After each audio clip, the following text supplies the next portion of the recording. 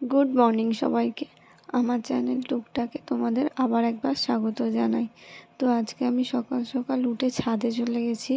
আজকের ওয়েদারটা খুবই মেঘলা ছিল, বৃষ্টিও হয়ে গেছে। তো দেখো চারপাশটা কি ভালোই না লাগছে। আর ওই যে একটা কাক, ভিজে কাক হয়ে গেছে। এরপর আমি নিচে চলে এসেছি, ব্রাশ করে নেব। ব্রাশ করে নিয়ে প্রতিদিনের যা কাজ আমার ঘর দালান মোছা। তো দেখো মোছা হয়ে গেলে এরপর আমি আবারও ছাদে চলে যাব।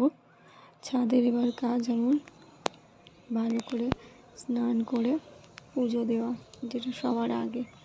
তো আমি দেখো ফুল তুলে নিচ্ছি। আজকে গাছে শুধু এই নয়নতারাগুলোই হয়েছে, আজকে জবা ফুল একটাও ফোটেনি। অন্যদিন জবা ফুল ফোটে। তো আমি এই ফুলগুলো তুলে নিচ্ছি। ফুলগুলো তুলে নিয়ে আমি এবারে পুজো দেব।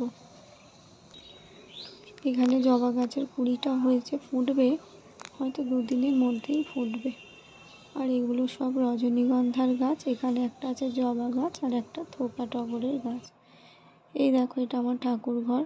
তো এখানে আমি জোগাড় করেই রেখেছি। এরপর ঠাকুরকে সেবা দিয়ে দেব। সেবা দিয়ে আমি নিচে চলে যাব। নিচে গিয়ে আবার আমার নিচে চলে যাব। এরপর নিচে গিয়ে আমার কাজ হচ্ছে আমার ছেলের জন্য দুধ তৈরি করা। কেননা আমি হচ্ছি নিউ মা। তো আমার এই মাতৃত্বের 6 মাস হলো। তো ওকে দুধ খাইয়ে এখন চলে এসেছি রান্নাঘরে কর্তা গিন্নির জন্য চা বানাতে, যেহেতু আমরা লিকার চা খাই সেই জন্য। এই দেখো এখানে আমি আমার ছেলেকে বিস্কুট বানাতে দিচ্ছিলাম, ছিল না। তারপর কিরকম টুক করে ধরো বুকুরটা ধরো নিজে থেকে খেতে জানে না, এই 6 মাস বয়স, সেটাই স্বাভাবিক, বাট হাতে নেয়। হাম করো হাম হাম। এরপর আমি চলে এসেছি আমার ঘরে বিছানা গোছাতে। তো আমার বর অর্ধেক গুছিয়েই গেছে, তো বাকি অর্ধেকটা আমি গুছিয়ে নেব। বালিশ টালিশগুলো ঠিক করে বিছানাটা একটু ঝেড়ে দেব। তো ওটাই।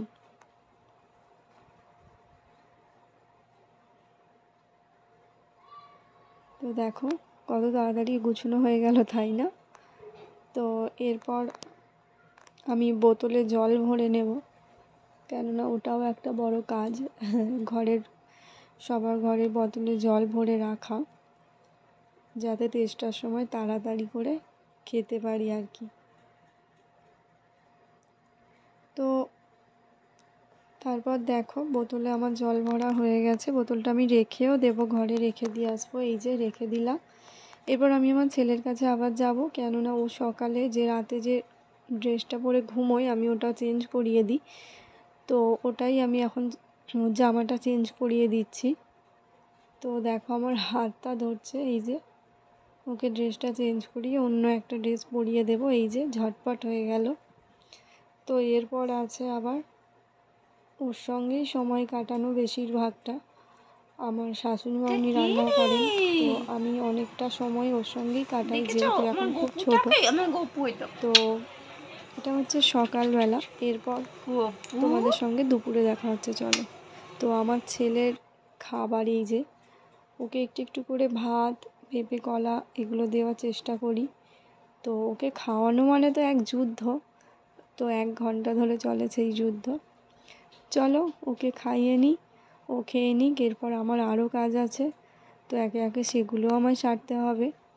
তো ভিডিওটা তাহলে এখানেই শেষ করছি। ভালো লাগলে লাইক করবে, কমেন্ট করবে, শেয়ার করবে। ও হ্যাঁ, আমার চ্যানেল টুকটাককে অবশ্যই সাবস্ক্রাইব করবে। টাটা।